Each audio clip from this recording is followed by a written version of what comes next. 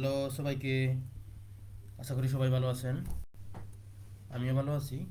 আজকে লাইভে আসার বিশেষ একটা কারণ, সেটি হচ্ছে আহ, আপনারা জানেন বিগত 10 তারিখ 1 মাস 2026 তারিখে খাদ্য অধিদপ্তরে পরীক্ষা হয়েছিল। সেটি পদের নাম হচ্ছে অফিস সহকারী এবং কাম কম্পিউটার মুদ্রাক্ষরিক।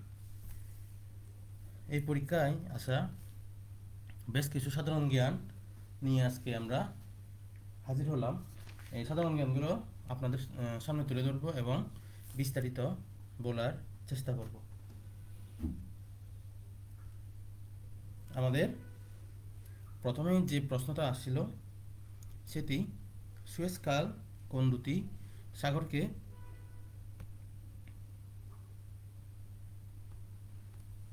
যুক্ত করেছে? সুয়েজ কাল কোন দুটি সাগরকে যুক্ত করেছে? উত্তর হবে ভূমধ্যসাগর ও লোহিত সাগর। আহ, এই সুয়েজ খালের বেশ কিছু ইতিহাস আমরা আজকে তুলে ধরব। প্রথমে আমরা বলি, সুয়েজ কাল কিন্তু এটা শুরু থেকেই শুরুতেই ছিল না। সুয়েজ কাল আহ, সুয়েজ খালে এখানে আগে কোনো খাল ছিল না, মানে এখানে কোনো পানিপথ ছিল না। এই জায়গায় কোনো পানিপথ ছিল না। তখন যদি আফ্রিকা অথবা ইউরোপ থেকে উপমহাদেশে কোনো পণ্য নিয়ে আসতে হতো, নিয়ে আসা হতো, তাহলে ইউরোপ অথবা আফ্রিকা থেকে আমাদের এই পথ দিয়ে, এই এদিক দিয়ে আমাদেরকে আফ্রিকার উত্তমাশা অন্তরীপ হয়ে অনেক দূর পাড়ি দিয়ে এদিকে আসতে হতো, এদিকে আসতে হতো। এবং এর দূরত্ব ছিল প্রায় 12,500 মাইল। পরে পরে যখন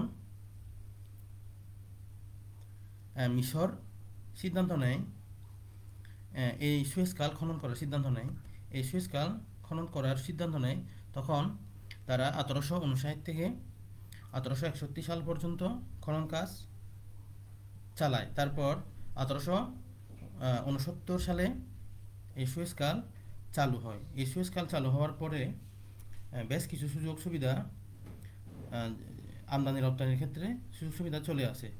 আমরা দেখতে পাচ্ছি এখানে, যখন আমি যদি বলি, এখানে যখন হচ্ছে সুয়েজ কাল ছিল না, তখন এদিক দিয়ে আফ্রিকা হয়ে উত্তমাশা অন্তরীপ হয়ে একবারে এখানে ইন্ডিয়াতে মানে ভারতে আসতে প্রায় 12,500 বর্গমাইল, 12,500 মাইল পথ পাড়ি দিতে হতো। সুয়েজ সুয়েজ কাল হওয়ার পরে, সুয়েজ কাল যখন হলো তখন দ্রুততা অনেক কমে যায় এবং আমদানি রপ্তানি ক্ষেত্রে এটা মানে এই পথটা সহজ হয়ে যায়।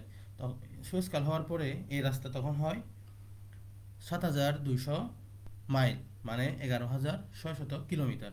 এবং আমরা যদি লক্ষ্য করি, এই সুয়েজ কাল কোন দুটি সাগরকে যুক্ত করে, সেটি হচ্ছে মেডিটেরিয়ান সি।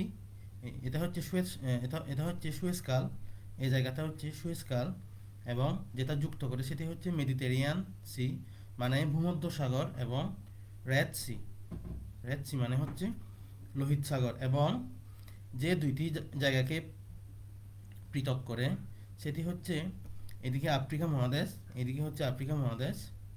এবং এদিকে হচ্ছে এশিয়া মহাদেশ। এই দুটি জায়গাকে পৃথক করে। এবং এই সুয়েজ কাল পড়েছে ঠিক মিশরের, ইজিপ্ট হচ্ছে মিশর, এই মিশরের মাঝখানে হচ্ছে সুয়েজ কাল অবস্থিত। এবং যে দুটি জায়গাকে বিশেষ করে এখানে এশিয়ার দিকে যেটা আছে, এশিয়া প্রান্তরে যেটা আছে, সেটা হচ্ছে সিনাই সিনাই উপদ্বীপ। এবং এইদিকে মেন যেটা আছে, এটা হচ্ছে মিশরের মেন ভূখণ্ড।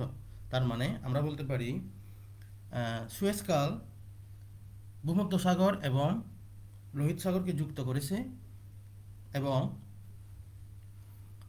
এশিয়া এবং আফ্রিকা মহাদেশকে পৃথক করেছে। আশা করি আপনারা সবাই বুঝতে পারছেন সুয়েজ কাল সম্পর্কে যে প্রশ্নটি আসছিল সেটা হচ্ছে সুয়েজ কাল যে দুটি সাগরকে যুক্ত করেছে সে দুটি হচ্ছে ভূমধ্য সাগর এবং লোহিত সাগর। এরপর আমাদের যে প্রশ্ন দেওয়া আছে, বিশ্ব খাদ্য দিবস কোন তারিখে পালন করা হয়? উত্তর হবে 16ই অক্টোবর। উত্তর হবে 16ই অক্টোবর। এই 16ই অক্টোবর 1945 সালে 16ই অক্টোবর ফাও প্রতিষ্ঠিত হয়। কবে? 1945 সালে 16ই অক্টোবর ফাও প্রতিষ্ঠিত হয়। ফাও হচ্ছে ফুড অ্যান্ড ফাও হচ্ছে ফুড ফাও ফাও হচ্ছে ফুড অ্যান্ড এগ্রিকালচারাল অর্গানাইজেশন। এটি প্রতিষ্ঠিত হয় 16ই অক্টোবর 1945 সালে। তাই 16ই অক্টোবর এই দিনটিকে বিশ্ব খাদ্য দিবস হিসেবে বেছে নেওয়া হয়, মানে এই দিনটিকে পালন করা হয়। এরপর আমাদের যে প্রশ্নটা ছিল, ইন্টারনেট এর জনক কে? এই প্রশ্নটা আসছে, এই ইন্টারনেটের জনক হচ্ছে বিনটন গ্রে সার্ফ। বিনটন গ্রে সার্ফ তিনি, এবং তার সাথে আরেকজন ছিলেন, তিনি হচ্ছেন রবার্ট খান। তারা দুজন মিলে 1 জানুয়ারি 1983 সালে ইন্টারনেট আবিষ্কার করেন, মানে ইন্টারনেট প্রতিষ্ঠা করেন। এরপর আমাদের যে প্রশ্নটা ছিল সেটি হচ্ছে কম্পিউটার ভাইরাস কি? উত্তর হবে কম্পিউটার ভাইরাস কি? এর উত্তর হবে একটি ক্ষতিকর প্রোগ্রাম। উত্তর হবে কি?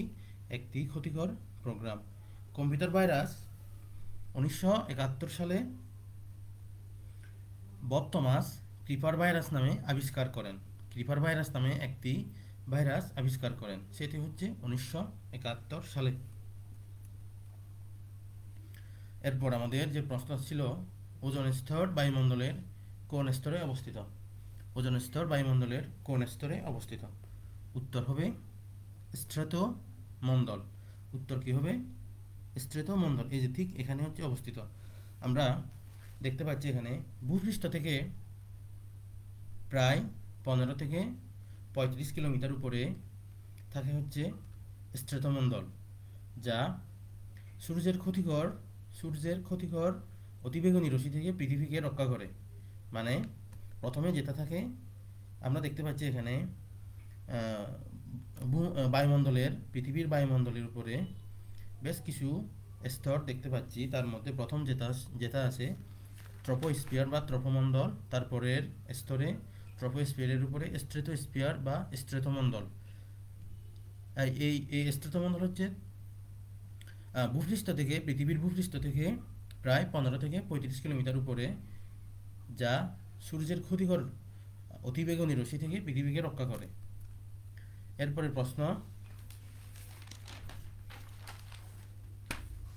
প্রশ্ন দেওয়া আছে, এটা বাংলা থেকে দিছে, বাংলা সাহিত্য থেকে দিছে। এই প্রশ্নটা হচ্ছে, আমরা যদি না জাগি মা কেমনে সকাল হবে, এর রচয়িতা কে? এর উত্তর হবে কাজী নজরুল ইসলাম। আমাদের বাংলাদেশের জাতীয় কবি এবং বিদ্রোহী কবিও বলা হয় কাজী নজরুল ইসলাম।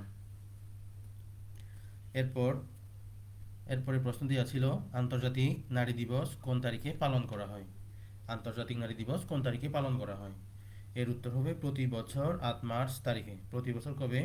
প্রতি বছর 8 মার্চে পালন করা হয়। 1975 সালে এই 8 মার্চ 1975 সালে জাতিসংঘ আন্তর্জাতিকভাবে স্বীকৃতি দেয়। এই 8 মার্চকে আন্তর্জাতিক নারী দিবস হিসেবে জাতিসংঘ 1975 সালে স্বীকৃতি দেয়। এরপরে প্রশ্ন যদি আমরা দেখি, তাহলে দেখতে পাচ্ছি এখানে চ্যাট জিপিটির উদ্ভাবক কে? চ্যাট জিপিটির উদ্ভাবক হচ্ছে স্যাম অল্টম্যান। প্রতিষ্ঠা করেন 11 ডিসেম্বর 2015 সালে, এবং এর প্রতিষ্ঠান ওপেন এআই। এর হেডকোয়ার্টার মানে সদর দপ্তর সান ফ্রান্সিসকো, যুক্তরাষ্ট্রে। এরপরে প্রশ্ন দেওয়া ছিল, পেনিসিলিন কি? এটা আমাদের বিজ্ঞান থেকে দিছে একটা প্রশ্ন। পেনিসিলিন হচ্ছে এক ধরনের অ্যান্টিবায়োটিক। আমাদের এরপরে প্রশ্ন দেওয়া ছিল, কোন দেশকে হাজার হ্রদের দেশ বলা হয়? আমরা সবাই জানি এর উত্তর হবে ফিনল্যান্ড। প্রশ্ন দেওয়া ছিল কোন দেশকে হাজার হ্রদের দেশ বলা হয়? উত্তর হবে ফিনল্যান্ড। আবার আপনাদের একটা ইনফরমেশন দিই, ফিনল্যান্ডে প্রায় 1,68,000 থেকে প্রায় 1,88,000-এর বেশি হ্রদ রয়েছে, মানে এজন্য ফিনল্যান্ডকে হাজার হ্রদের দেশ বলা হয়। আপনাদের আরেকটা কমন প্রশ্ন, সেটা হচ্ছে হাজার দ্বীপের দেশ হচ্ছে ইন্দোনেশিয়া। যদি প্রশ্ন করে হাজার দ্বীপের দেশ কি, তাহলে হবে ইন্দোনেশিয়া। ইন্দোনেশিয়ায় প্রায় 17,000-এর মতো দ্বীপ রয়েছে, এজন্য ইন্দোনেশিয়াকে দ্বীপ রাষ্ট্রও বলা হয়। আর যদি প্রশ্ন করে তাহলে আর যদি প্রশ্ন করে হাজার হ্রদের দেশ কোনটি, তাহলে উত্তর হবে ফিনল্যান্ড। আর আরেকটা প্রশ্ন, সেটি হচ্ছে হাজার দ্বীপের দেশ হচ্ছে ইন্দোনেশিয়া। ইন্দোনেশিয়ায় প্রায় 17,000-এর মতো দ্বীপ রয়েছে, এজন্য ইন্দোনেশিয়াকে কি বলা হয়? দ্বীপ রাষ্ট্র বলা হয়। এরপরে আমাদের প্রশ্ন দেওয়া ছিল হিমালয়ের কন্যা বলা হয় কোন জেলাকে? হিমালয়ের কন্যা বলা হয় পঞ্চগড়কে। পঞ্চগড় হচ্ছে আমাদের উত্তরবঙ্গের একবারে উত্তরে, বাংলাদেশের একবারে উত্তরে অবস্থিত পঞ্চগড় জেলা। এরপর আমাদের যে প্রশ্ন ছিল হালদা ভ্যালি কোথায় অবস্থিত, মানে হালদা ভ্যালি কোন জেলায় অবস্থিত? এটা উত্তর হবে খাগড়াছড়িতে হালদা ভ্যালি অবস্থিত। আমাদের 3টা পার্বত্য জেলা আছে, তার মধ্যে হচ্ছে খাগড়াছড়ি, রাঙ্গামাটি এবং বান্দরবান। এই হালদা ভ্যালি আমাদের খাগড়াছড়ি জেলায় অবস্থিত। খাগড়াছড়ি জেলায় অবস্থিত। এরপর আমাদের দেওয়া আছে বিশ্ব ব্যাংকের সদর দপ্তর কোথায় অবস্থিত? বিশ্ব ব্যাংকের সদর দপ্তর কোথায় অবস্থিত? বিশ্ব ব্যাংকের সদর দপ্তর হবে ওয়াশিংটন ডিসি। আমি আপনাদের একটা ইনফরমেশন দিই, সেটি হচ্ছে বিশ্ব ব্যাংকে যতগুলো শাখা আছে তার মধ্যে IBRD, IDA, IFC, MIGA, ICSID এগুলো সবগুলো সদর দপ্তর ওয়াশিংটন ডিসিতে, মানে যুক্তরাষ্ট্রের ওয়াশিংটন ডিসিতে। আমি যেটা বললাম, বিশ্ব ব্যাংকের যতগুলো প্রতিষ্ঠান আছে, বিশ্ব ব্যাংক যেটা প্রতিষ্ঠিত হয় 1946 সালে, এবং এর প্রতিষ্ঠান হচ্ছে 5টি। তার মধ্যে এক নম্বর হচ্ছে IBRD, IDA, IFC, মিগা এবং ICSID। এগুলোর সবগুলোর সদর দপ্তর হবে ওয়াশিংটন ডিসি, যুক্তরাষ্ট্রে। এবং বিশ্ব ব্যাংকের বর্তমান প্রেসিডেন্ট হচ্ছে অজয় বাঙ্গা, যিনি ইন্ডিয়ার নাগরিক, যিনি হচ্ছে ইন্ডিয়ান বংশোদ্ভূত যুক্তরাষ্ট্রের নাগরিক। বিশ্ব ব্যাংকের সদস্য যদি বলি, বিশ্ব ব্যাংকের মোট সদস্য হচ্ছে 189।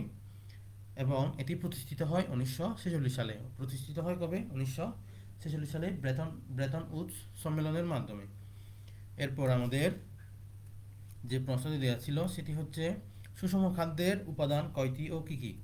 সুষম খাদ্যের উপাদান মোট 6টি, তার মধ্যে শর্করা, আমিষ, স্নেহ, ভিটামিন, খনিজ লবণ ও পানি।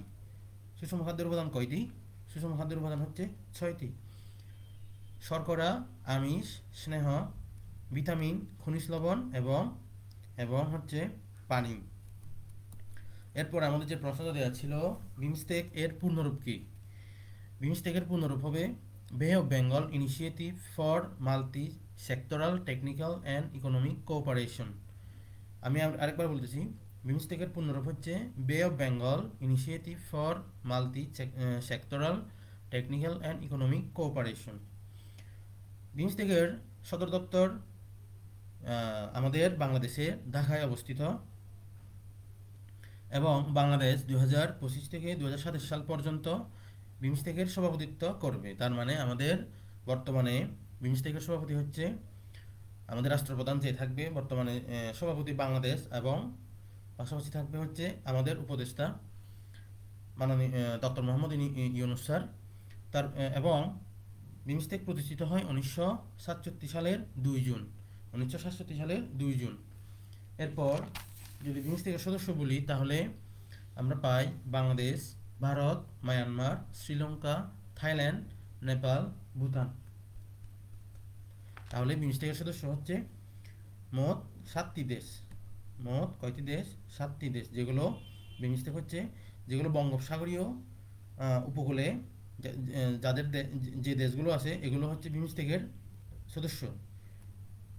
বিমস্টেকের সদস্য হচ্ছে 7টি দেশ, তার মধ্যে হচ্ছে Bangladesh, India, Myanmar, Sri Lanka, Thailand,